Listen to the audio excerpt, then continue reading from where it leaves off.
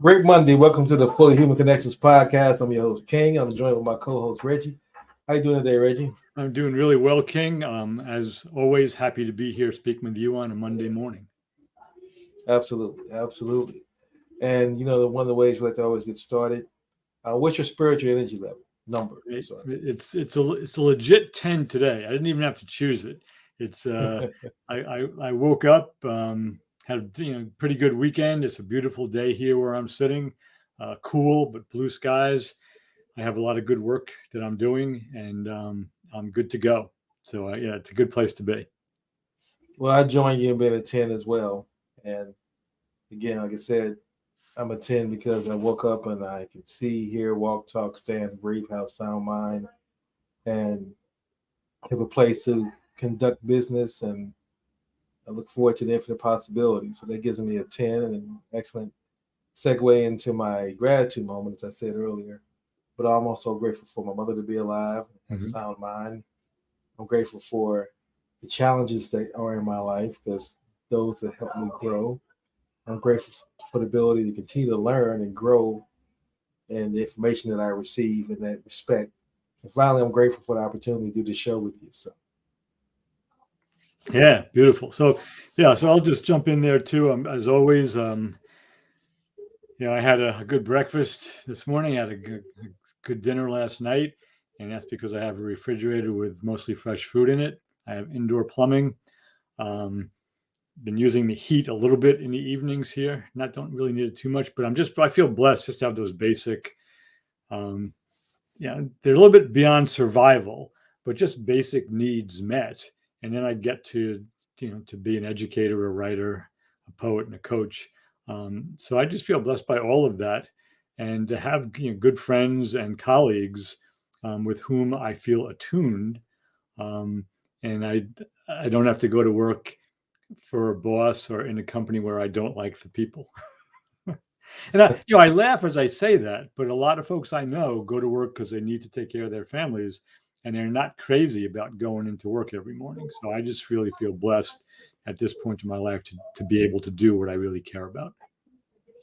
I understand that, and definitely a blessing. And you're right in that respect. Yeah. I've learned as I've gotten older, like Einstein said, energy is everything and everything is energy. And a lot of people just have the wrong energy about it. And when they do, that just takes you out of harmony if you allow it to. Yep. So I definitely respect and understand the importance of being able to stay within and control your energy in an environment that you have the rights controls with. So what do you see as our topic for today? When we walk into that. Yeah. So for anyone who has not been tuned into this podcast before, we're engaging for some year, year and a half, give or take, on my 2022 book, Healing America's Narratives. There you can see it, The Feminine, the Masculine, and Our Collective National Shadow, Becoming More Fully Human. And today what we're going to zero in on is some of the developmental language that I use in the book, and I'll explain what I mean by that really quickly in just a moment, and how it's showing up and how it has shown up in America, and the problems that it presents. So more specifically, in developmental shorthand, I can have a view that's just everything is about me. I can have a view where everything is about me and my group, my groups. And group can be anything from my family of origin to my significant other, to my religion, my nation, my political party, my sports team, anything that I'm with other people in. If you graduate from that group-centrism, you graduate into human-centrism, where you really identify with the species. So somebody who's sitting in a house or a hut or a tent somewhere else on the planet who speaks a different language is still your brother or sister, because you have that common humanity. And then graduate school, when it comes to development, is relating to all that is. So really caring about the whole planet and everything on it, not just the humans on it. So those four are levels of development. The majority of the people on the planet today and by majority, it's around 70%, could be a little bit more, a little bit less, function in a group-centric perspective. So my group, and then there's your group. And that can be healthy if it's my group and your group, or my group with your group. But if it's my group against your group, it becomes problematic. And what we're seeing today, I'll start with America, it's really evident in the United States House of Representatives, where the majority Republican Party can't, because even within their party, they can't agree on a leader. So they're divisive group-centric factions within the Republican Party within the House of Representatives. And what ends up happening, and then there's the Republicans against the Democrats. So that's another level of us-centric behavior. And what ends up happening, and has been happening in real time this year, and even earlier than this year, but I'll just focus on this year, is that these group-centric folks lose sight of what it is they're supposed to be working on behalf of, which is, I like to refer to as the American experiment, the United States of America, and the people therein. So at a time when another group-centric, just two other major group-centrisms are in really bad shape on the planet right now, that's Russia attacking Ukraine over a year ago, and then Hamas terrorizing Israel 2 weeks ago, give or take. The United States Congress, because of their infighting group-centric view, can't even act as a body to address their international obligations as a legislative branch here in the United States. So we can see that, again, the group-centrism isn't only a problem in the US, obviously. It's everywhere. And it is really dangerous. And I argue that it is responsible for all of the atrocities at scale throughout history. And you can, again, I'm not a historian, but if somebody can point to an atrocity at scale that didn't have a group-centric component to it, I'd be interested in finding out. Occasionally, it can be led by an egocentric person. We've seen that, here, with Donald Trump. We can see it with Hitler. We can see it. I think we can see it with Putin as well. Currently, there are many examples going back to centuries ago. We don't need to go there right now. So we're focusing on the damage being done through this group centrism and the factions within factions within factions who want what they want, and they lose sight of the bigger picture. I think this is an excellent topic, as usual, I should say, is very timely. As a person who's a connector and really understanding the psychology behind our behaviors, and really doing the research and looking at, I read a book that talked about there's 4 elements that really govern how we behave. That's your thoughts, your language, your identity, and your emotions. Now, I like to think that, to me, your identity supersedes everything else, in my opinion, from what I've learned thus far. Because once you choose your identity, once you, to your point, you say, I'm a Republican, and that's your primary identity. Mm-hmm. And then now what you've done is you separated yourself from anyone who's not a Republican. And that's going to govern how your thoughts are going to be, your emotions, and then, of course, language you're going to use in that context. And to me, that's why I believe that's so important that we get crystal clear on our identity and understanding when you choose an identity, why you don't want to choose an identity that just relates to a certain group. Regardless what the group may be, whether it's a religious group, whether it's a racial group, whether it's a gender group, whether it's a sexual orientation group. Yep. But it doesn't really matter. It's too narrow of a focus.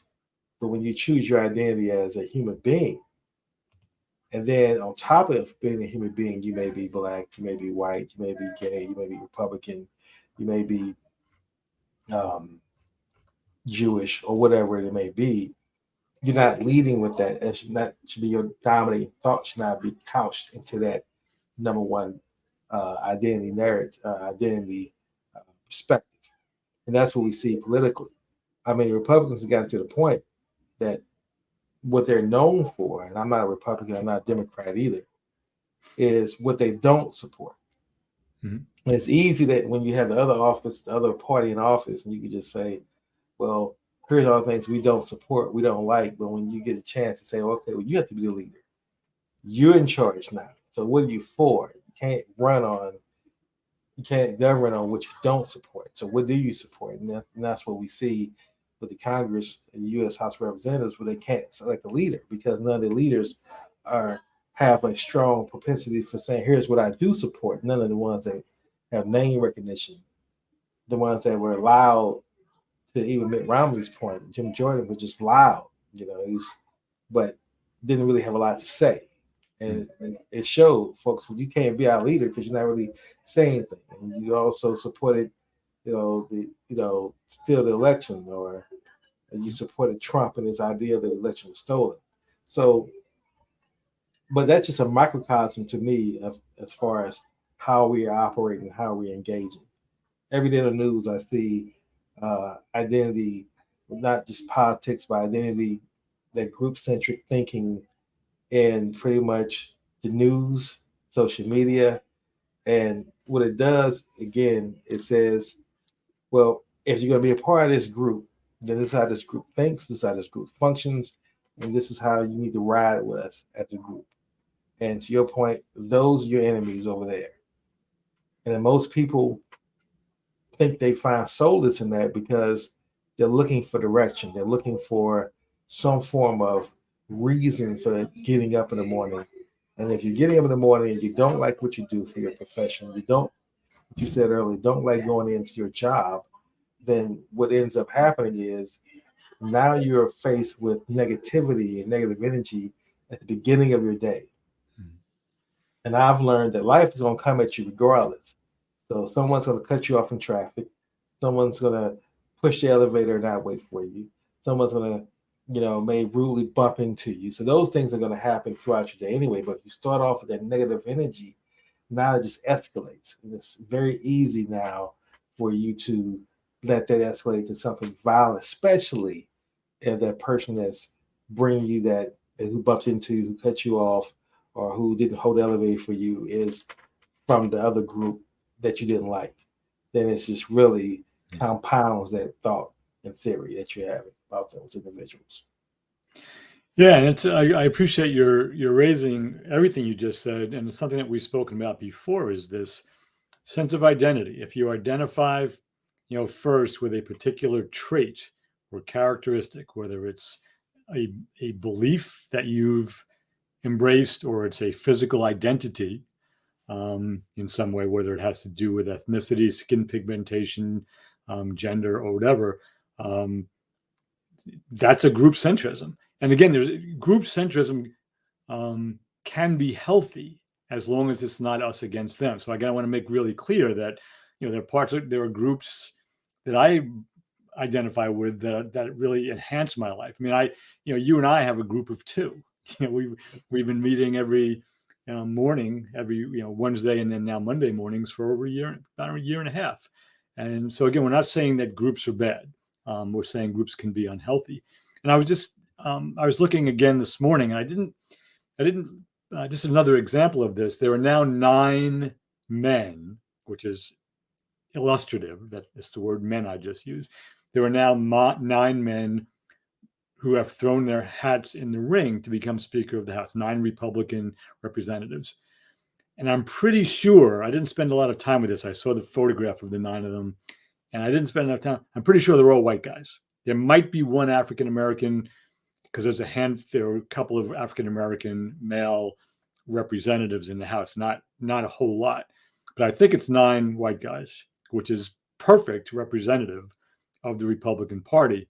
And I got curious, and I scrolled through. It took me about 5 minutes. I scrolled through the House of Representatives this morning. And so In the book, I point to what I like to refer to now as the three foundational subjugations in America.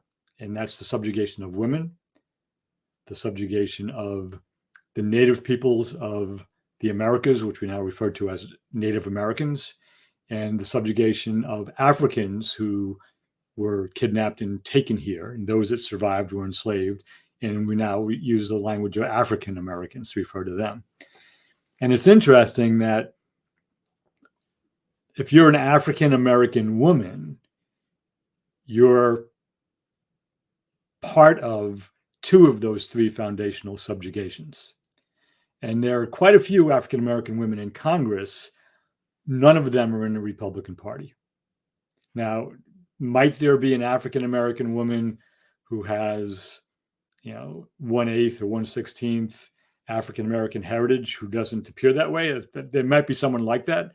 But in terms of the African American women in the United States House of Representatives, they're all in the Democratic Party.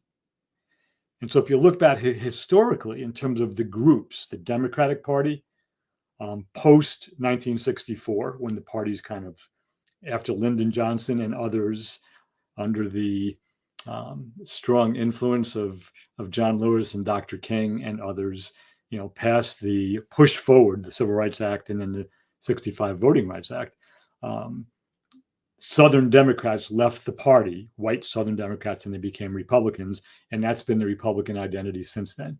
Now, I'm painting in broad strokes. I recognize that. Not every Republican fits in with the likes of someone like Strom Thurmond back then, or even Jim Jordan now, or Marjorie Taylor Greene. But the point remaining that individual human beings who were part of two of those three primary subjugations, in this case, African American and woman, there aren't a lot of them in office in the Republican Party. And it's because the agenda of the Republican Party hasn't been for true equality for all Americans, regardless of income, race, gender, sexual orientation. It simply hasn't been. And that's documentable if you go to votes on a variety of legislation over the past 50 years. So it's that us versus them perspective, like America, as the founders were, was built to really serve these wealthy white landowners, male wealthy white landowners, probably throw heterosexual in there too, that there are still Americans who hold on to that myth of the nation, and they're bound and determined through legislation, through the judiciary, and any means necessary, including an insurrection on the Capitol in 2021, to take their country back, as though at some level, at some point in time, it was ever just theirs. So that even that language is group centric. Take our country back. It's not your country. Right? So anyway, that sense of identity is a big deal. Who am I really? And if I'm primarily white and male, if I'm primarily heterosexual, if I'm primarily homosexual, if I'm primarily just black, if I'm primarily just a woman, there's a good chance I'll fall into one of those us versus them categories, which never historically has moved any group of people toward a more holistic, integrated, in the biggest meaning of the word integrated, healing existence. It just hasn't happened. So that was a bit of a rant there. But no, it was you said some key things there. One of the things that you talked about that stood out to me was, and this is not really debatable. I think most people at this time can accept this, and this shouldn't be controversial. This should not be a controversial statement, which is this country was built with systems that benefited rich white men. Mm-hmm. And that's what the systems were designed to benefit. They were architects and the designers, and it was designed to benefit rich white men only. So what that meant was, even if you were a poor white male, the systems were not meant to benefit you. Right. And if you're a woman, the systems were not designed to benefit you. If you were a Black woman, the systems were designed to benefit you. Now, the only way you're able to navigate through those systems, I believe, is that you have to have three things. You have to have a plan, you have to have faith, you have to have connections. Now, you need to have things on top of that later on, such as discipline, such as strategy, and all those other things. But those three components initially are going to have to be there in order for you to move within the system. And you talked about the lack of Black women on the Republican side, as far as there's no Black Republicans, women there is. And that's mainly because all the Blacks who I see who are Republicans, they choose that as their identity first, which is interesting. And I say this based on the language and their actions. I mean, again, it's not a judgment. It's just me observing how this person operates. So anytime I see a Black conservative, their language is one that espouses more conservative values before it does their race. Mm-hmm. And I'm not saying it should be their race first.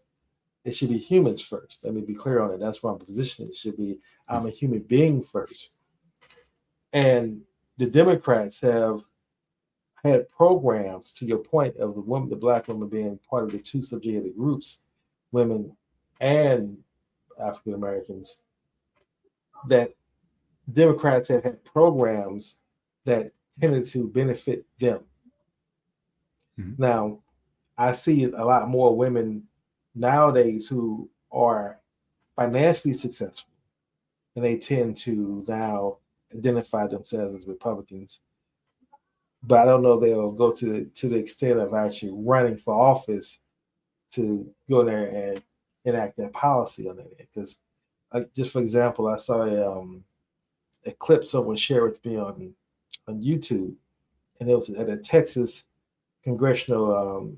state congressional meeting, and a Democrat was obviously questioning a Republican lawmaker, and he said, "Do you realize these laws you're coming up with that you're whitewashing history?" Was his question. Did you realize the new laws you're saying as far as what needs to be taught in school? Do you realize that you removed everything that referenced Dr. Martin Luther King Jr.? The gentleman says yes. You realize that you removed everything that talked about Frederick Douglass? The lawmaker said yes. So do you realize you removed everything that talked about Susan B. Anthony? The lawmaker said yes. So where I'm going with this is, even if you do agree from a conservative perspective as a Black individual, that you say, okay, well, I can see the benefit in being pro-life. I can see the benefit in state rights. I can see the benefit in making sure that we have corporations that have power, because you make a certain amount of money, start your own business, you may believe that. But what I can't understand is how you can just say you agree with changing history for someone else's benefit and you're going to support a party that does that. That to me is criminal at its best, because now you're saying that we're going to just change history. It's not that we're going to omit it. We're going to just say that we're going to believe and we're going to teach that this is the history that gets taught, which is a false history. So at the very beginning, what you're teaching those kids is a very false narrative that, on top of the education system that we had, was false narratives anyway. It's going to be even worse going forward. I don't understand what those people can expect their children to think when they only learn history from one perspective, and a slanted, skewed, untrue perspective at that. Yeah, I mean, that's a great example, and what you just described, and it's kind of, nowadays it's fairly common knowledge. If anybody that doesn't realize that there are certain states that are rewriting history and removing some of the more truthful and disturbing elements of what it was like to be a woman or a Black person, before the founding of the country, during the founding of the country, and post the founding of the country, to be remove that. And the educational piece is part of a larger picture, where there's an ongoing, I believe, and this is not unique to me. I didn't think of this myself. But if we look carefully, there's an ongoing deterioration of what's necessary for a true democracy, in our case, a democratic republic, because that's the form of government we have. That's been deteriorating for some time now. And it's done again through the legislature, it's done through the judiciary, where conservative justices overturn laws or bring decisions that actually impact legislation that was passed by Congress that had been in place for decades. I mean, the biggest example is the Supreme Court, the current Supreme Court overturning Roe v. Wade, taking away a woman's right to choose, even though 60-something% of Americans, including more than 50% of Republicans, I forget the exact numbers, are in favor of a woman's right to choose. So basically, six people on the highest court in the land, through their conservative views, overturned legislation that a majority of Americans want. So that's really dangerous. And I begin the book with a quote from former Supreme Court Justice David Souter, and it was he did a talk at the law school of the University of New Hampshire in 2012. And he basically said he doesn't worry about losing our democracy from a foreign attack or he listed a bunch of things he wasn't worried about. He said what worries him most, the way democracy can be lost, is through civic ignorance. If the people don't understand how the government works, they don't participate in it, and they just, aren't really fighting for their democracy, someone can come along and say, there's many problems and I can fix them. I alone can fix them. So give me all the power. And that's effectively what Donald Trump said in 2015, 2016, when he became president. He said, I'm an outsider. I'm not part of Washington, D.C. and all the corruption in there. He actually said, I alone can fix it. And he just deteriorated. I mean, he'd used autocratic principles basically in his time as a president. That's ongoing. And if we look at, and I have to do a bow and an acknowledgement, bow to, and an acknowledgement of Heather Cox Richardson, who's a historian at Boston College and has been writing a newsletter called Letters from an American. She has over 2 million followers. But I picked up her new book, which is entitled Democracy Awakening. And she just goes in and she because I'm not a historian, she just points to specific legislative moves, specific court cases, and specific presidential moves that have been made in the last decade. And then she compares them with what was going on during Civil War times and during Reconstruction, and how much of what's going on in the Republican Party now is consistent with what the Confederacy wanted back in the 1800s. Now, not about bringing slavery back, not obviously, because that's not going to happen. Well, I should never say it because who knows, but that's not what she's talking about. But in terms of states' rights and in terms of getting a significant amount of power in a minority of people. That's where the Electoral College came from.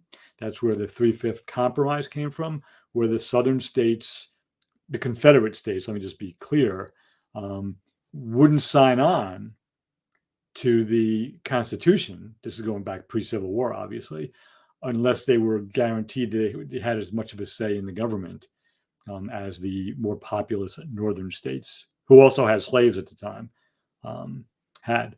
And so I strongly recommend Democracy Awakening. It came out in the last month or so because it just pinpoints what's really happening, and specifically what Donald Trump did in his presidency in order to try to put forth his agenda, which had nothing to do with democracy or the U.S. Constitution. That's why I have a deep amount of respect for historians who can really go into the nuts and bolts of that, and that's where I learned the history from. So again, Heather Cox Richardson and Democracy Awakening. I definitely need to look into that book as well. You know, what's interesting is what I to this day still marvel over how the media still call Trump dumb. You know, and that seems to be like the left seems to use that language on their monologues, on the late night talk hosts, comedians. They use that language constantly, calling this man dumb. I don't believe you can run for president and win and be dumb, first of all. And then to take control of the Republican Party and run it the way he does, you can't be dumb. So to me, it seems almost like a, throw this term out, conspiracy, keep using that same language, because if you view someone as dumb, you don't take them seriously.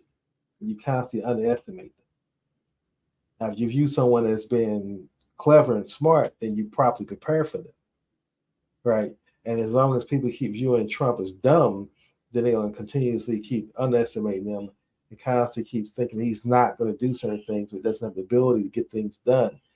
See, if they viewed him and turned him correct turn, which is he's strategic. Now, you may not agree with his politics. You may not like the things he says. You know, he says some things that are misogynistic, of course. He says some things that may offend certain groups of people, obviously, but doesn't make him dumb for saying those things. It's just his opinion. And a lot of times he's wrong on his opinion.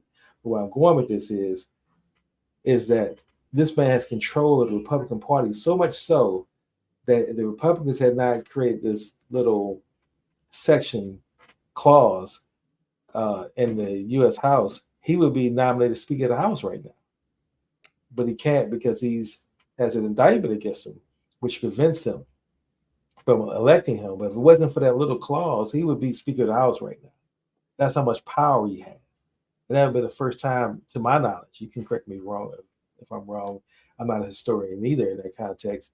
He would be the first person who's not a member of Congress to be Speaker of the House of Congress, because they would love to have him, Yeah. So that's the power that this man has, but it's never examined from the context of, look at what Trump's been able to do, his control of the Republican Party, strategies that he used.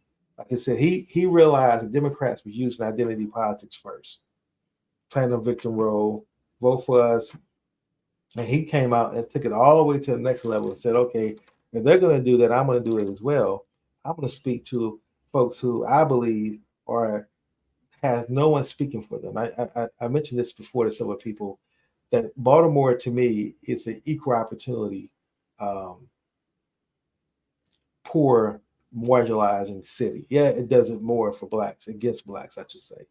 But there was this section of town in Baltimore called Hamden. Mm-hmm.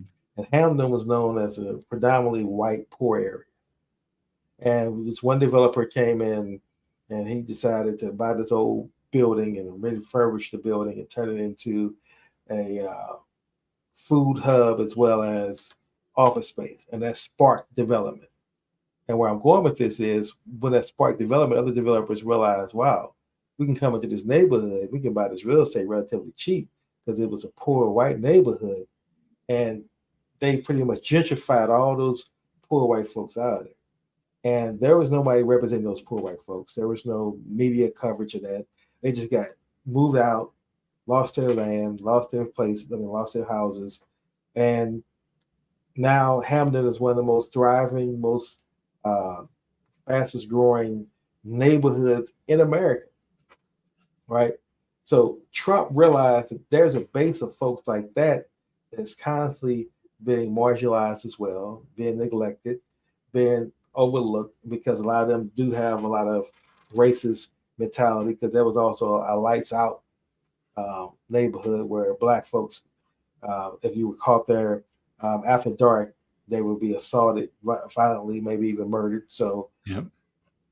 So no one cared about that population, was where I'm going. So Trump came out and spoke directly to them. Now we both know Trump doesn't really represent them.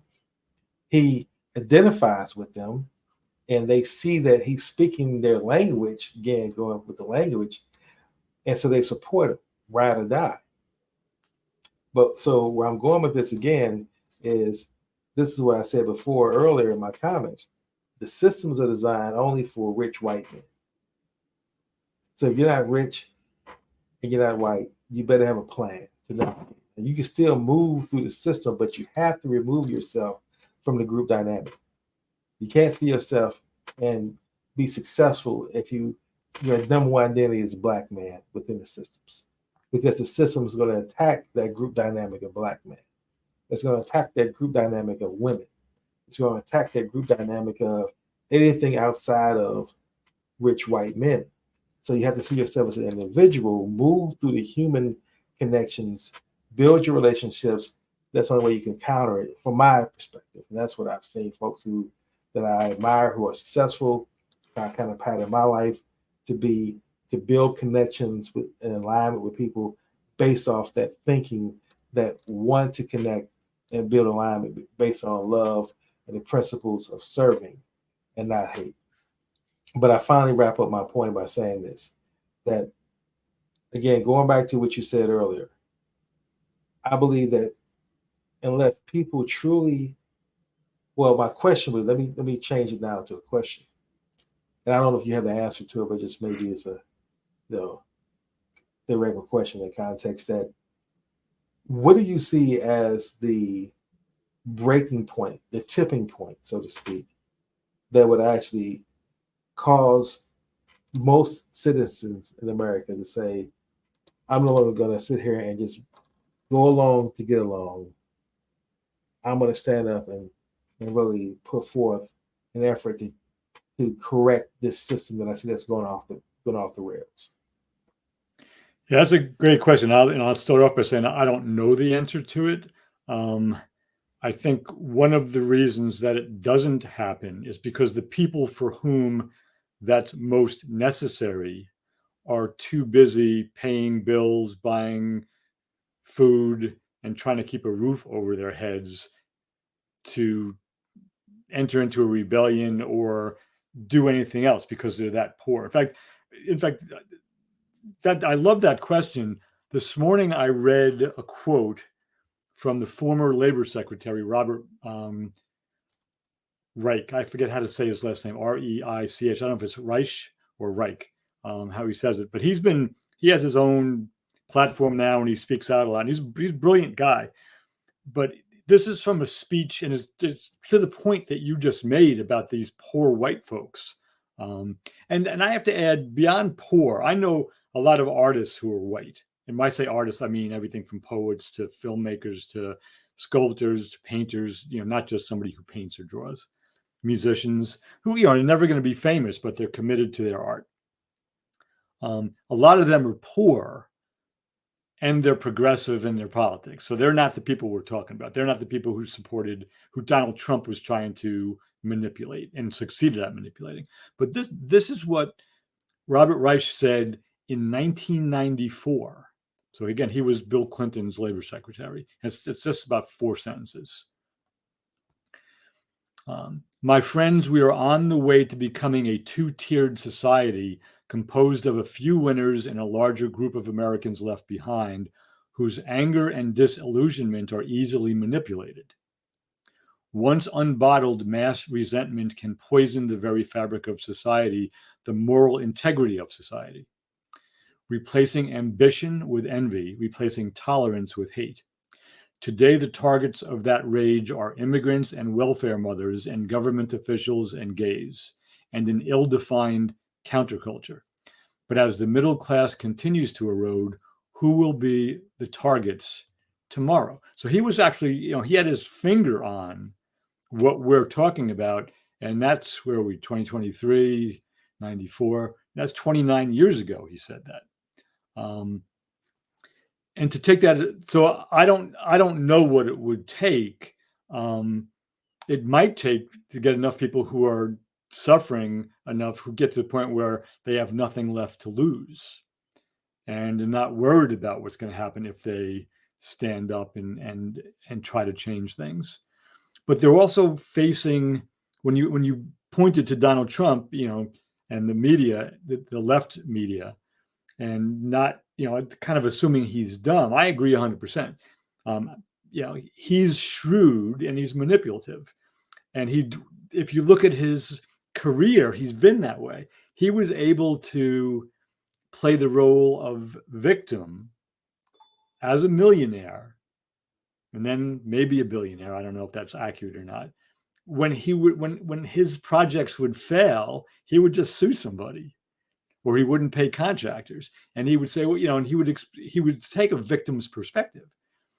And one of his mentors, when he was a young man, who he met through his father, and I think you know who I'm talking about, is Roy Cohn, who was the discredited and disbarred attorney who represented and worked with McCarthy during the McCarthy witch hunts of the 1950s.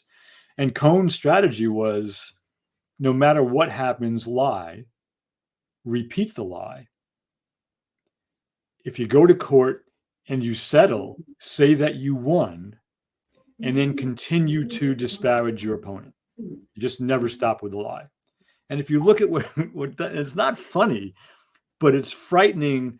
I would suggest that the media who think he's dumb and treat him as though he's dumb, they're the ones who are a little bit dumb, maybe arrogant, because even though he's doing harmful things in that way, much as Hitler did, he won for a while. He was successful for a while. Now, again, I'm not comparing Donald Trump to Hitler in terms of what they've done. I don't mean to do that. But you can have a negative agenda, a mean-spirited, a self-centered agenda, be manipulative, and win for a while. He did. Even though he won something he didn't really want, which was the presidency. He wanted to run for president. He wanted to be in the spotlight, but he never, because his freedoms got taken away. He became president. He suddenly had a Secret Service detail, and he had to learn some rules. He still knows nothing about the United States Constitution. There's no evidence he ever knew anything about it or knows anything about it. And he had lawyers who would take care of the Uniform Commercial Code with his businesses and knowing the law and all that, but he didn't know anything about it.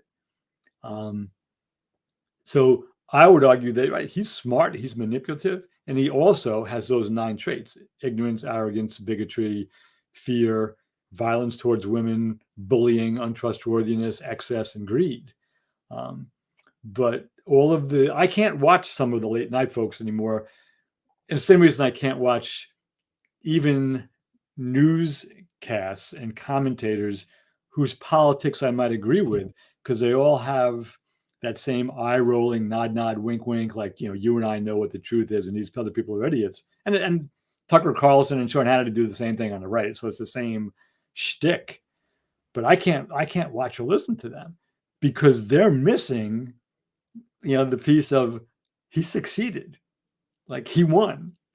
And he still is winning in the context that I know some of the candidates that he supported lost. But yet he still controls the Republican Party. So to me, he's still winning as a result of that. And most likely he's going to be a nominee for the Republican Party as well. I'm sorry. No, go ahead. I interrupted you. My only point is I think that you talked about him playing the victim role. So that's what I believe, that folks align with that victim mentality. And that's why I'm saying, and what I'm hearing from the Black folks who support Trump, they identify with their victim mentality as well. They're attacking him. They're coming at him. So now it's like the man is coming at Trump in the Black person's perspective. That's how they look at it. Yeah. And I can relate to that.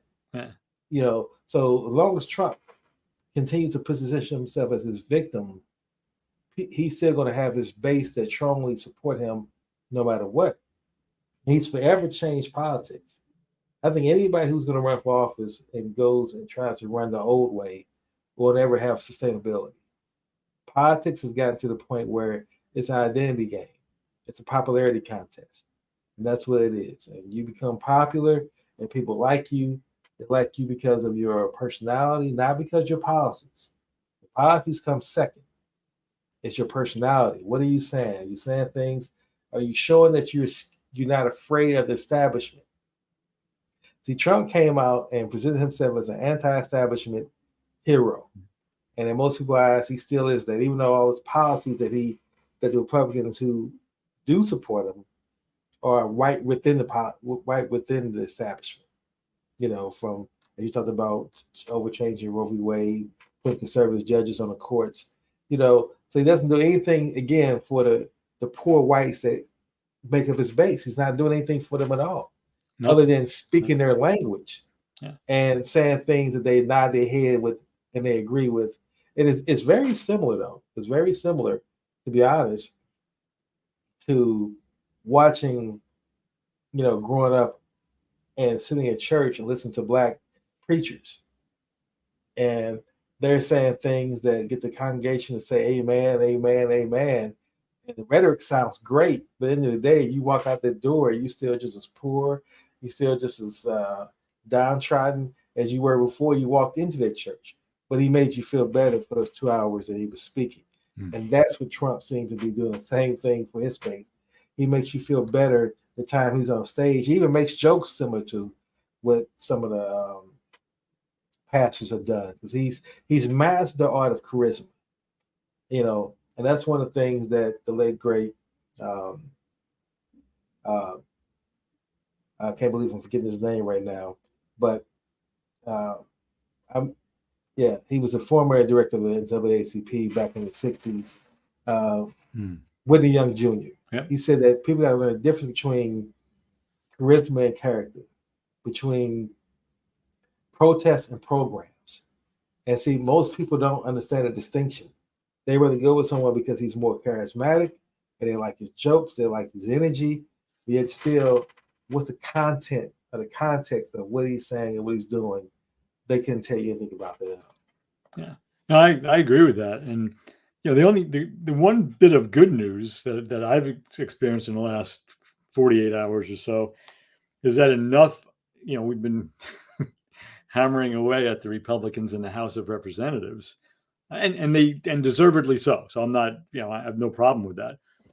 But enough of the moderates, who probably are decent people, they're not the loudmouths who get all the national press. So we don't know who they are really from their respective congressional districts throughout the 50 states. We don't really know them. We know the Jim Jordans and the Marjorie Taylor Greens and the Lauren Boeberts and the Kevin McCarthys, because they do things that put them in front of the cameras or on social media. But enough of them finally made it really clear to Jordan, like each vote, he got fewer votes. Right. Because he was basically threatening people and, leaning on them, and people don't want to be threatened. And, and he was a really successful college wrestler in the Big Ten. I know he coached college wrestling at either Ohio State or University of Ohio, but I think he went to University of Wisconsin or Illinois, one of those. But he was a national champion as a wrestler. He was, a real talented athlete, and you got to be pretty aggressive and skillful to win at NCAA wrestling, at amateur wrestling.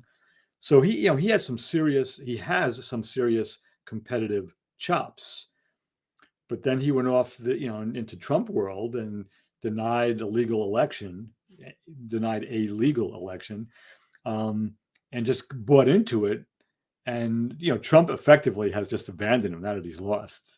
In fact, Saturday Night Live opened the show on Saturday. I don't watch that because it's too late for me nowadays. But I saw the clip on YouTube where it's Jim Jordan in his office, and Trump comes in and basically says to him, you're kind of a loser now. I don't really like you anymore. and you're not. Plus, I don't like the jacket because you don't wear a jacket, and to look good, you got to wear a jacket. So it's it went into the superficiality of all of that, but it was Trump is loyal to people who do good things for his agenda. And if Jim Jordan had won the speakership, Trump would have been all over that as me and Jim. But since he lost 3 votes, he wants nothing to do with them. And that's so perfectly indicative of the man, because he calls people losers. People he doesn't like, he just calls them losers. And I mentioned it in the book, but there's a really great piece, and I forget who wrote it. This is going back 5 or 6 years, that Donald Trump's greatest fear is losing in public. Anything, losing a business deal, losing a presidential election, losing face, losing whatever. And he's in a cycle now where he keeps losing. He can't, he's got a couple of, you got a federal and a state prosecutor who are not afraid of him, who won't be intimidated by him. He's got judges who he's just another, he can try to damage their reputations, but they have integrity, so they're not afraid of him. And he doesn't know what to do with that, because he's mostly been able to intimidate people through money and lawsuits. And he's kind of, he's approaching the, I don't know which metaphor to use. It's the bottom of the ninth inning, and he's losing. The story isn't done yet. The ending hasn't been written, but part of his problem is his own ego, because he has said things to show that he's a leader, where he has as much admitted to, not trying to stop the insurrection, to lie, putting into place the lie about the election well before the election even took place, because he knew he was going to be in trouble. The only way we can lose is if it's rigged. And when he was asked on one of the national network shows, I forget the interviewer's name, a woman, and she said, "So, was it your advisors that convinced you to push the stop the steal, blah, blah, blah, blah?" He said, no, he goes, "That's all me. I'm the leader. I make those decisions." And he basically, and they can use that in court. Like when he incriminated himself. Yeah. So that's a moment where, again, to your point, he's shrewd and manipulative within a certain container, but he's ignorant in many ways. The law, for instance. He knows how to sue for business things. He knows how to intimidate witnesses, but he didn't know the law involving his own case as a defendant. And so he has several times now has said things out loud that a judge can say, or a prosecutor can say, "Well, you said this. Were you lying then, or you're lying now?" That type thing. So that's where the ignorant piece comes in, where there are a lot of things he doesn't understand about the world, and his shrewdness and his intelligence and manipulation probably aren't going to hold up. But he has, I feel as though we're spending a lot of time talking about Donald Trump when we began talking about group-centrism. But what he has done in what I would describe as his me-centric view of the world, he only does things for his self-aggrandizement. But he learned how to divide groups or manipulate groups for his own success. So he uses that group-centric polarization to great impact for what it is he wants to get as an individual human being. Because he's not out for anybody but himself. I mean, I don't even know if he does things for his wife. I mean, maybe he does. I don't know. But there's not evidence of even particularly a lot of love for his sons, who still seem to support him. But he has publicly criticized them for years. So he uses this group-centric worldview for his own benefit. Right. And successfully. He's been very successful with it. Well, we reach a time in the show where we want to begin to talk about how you get some solutions, because again, we don't want to just give people the doom and gloom. We also want folks to understand that what we're advocating for is understanding that America has to heal its false narratives. And in doing so, individuals can adopt a more fully human mindset and put themselves on that path. So what do you see as ways that folks can begin to now left-right group centricism?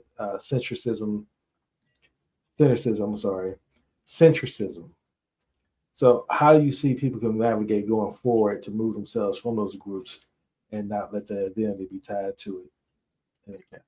Yeah, so obviously it's a big problem, and I think it's a complex problem. There's not one solution to it, but I would begin with first, if you're not self-reflective, I don't know how to help you. In an individual conversation, I would help you be self-reflective. That takes a little bit of time to do. But if you're self-reflective, I would ask the question, what am I loyal to? Not who am I loyal to? You can ask that one too. But what is it that I'm loyal to? That's part one. And then part two is, what's the evidence of that in my behavior? So if you say you're loyal to the American dream for everyone and all American citizens, show me that in your behavior. Show yourself that in your behavior. If you say you're loyal to equality, how does your behavior show that? And if you're honest and you're authentic and you reflect and you think Donald Trump would be a good president, what are the virtues, the qualities, the concepts that you're loyal to that lead you to think he's the right person for the job? Or that Jim Jordan should be the Speaker of the House, whatever it is. So what am I loyal to, and what's the evidence of that in my behavior? That's a place to start. But I wrote a 500-page book trying to get to the heart of that. So there are lots of ways into it, but knowing what you really stand for is an important first step. And does your behavior really back up what you say you stand for?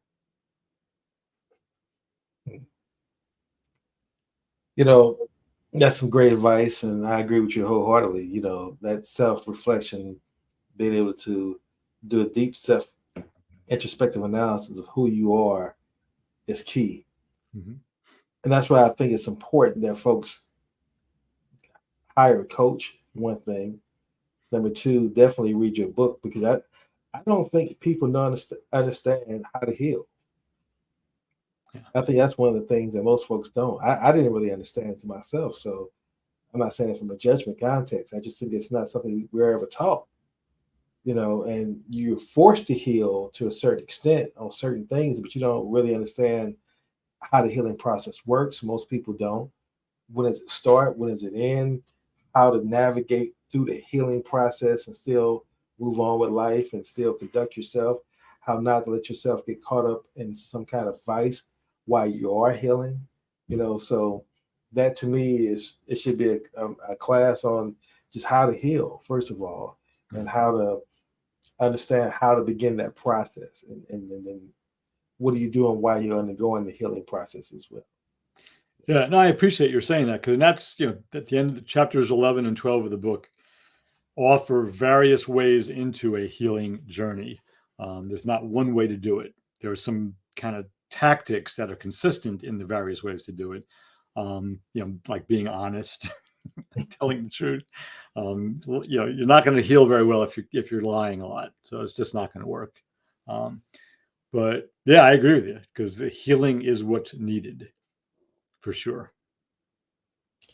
And now we reach a part of the show where we want to highlight someone, whether it's a person who has passed or someone who is still currently with us, who exhibits the characteristics, the traits of being fully human.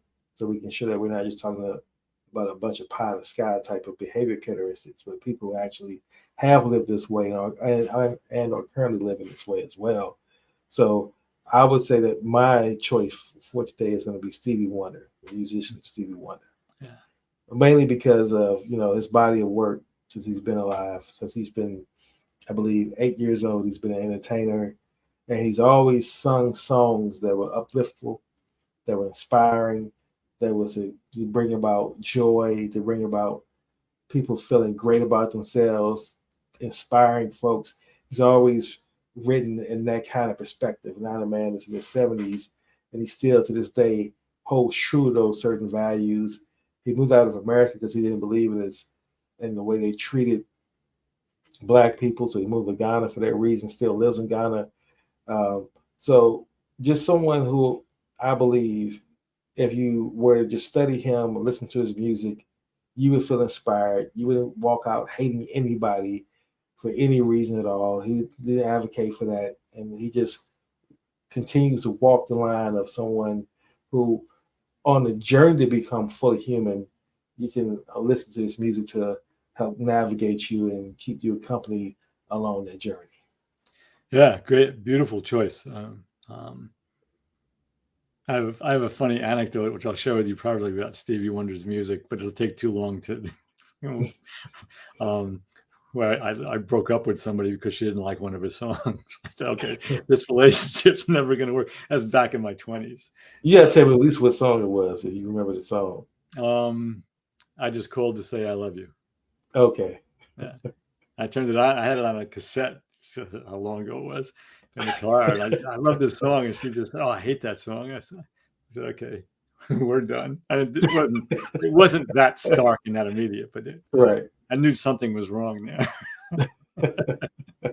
But back to my obligation here. So I'm gonna mention one person and then give somebody else an honorable mention. So I'm gonna say Joe Biden, and primarily, I think I have a lot of respect for him generally, but because of how he has handled,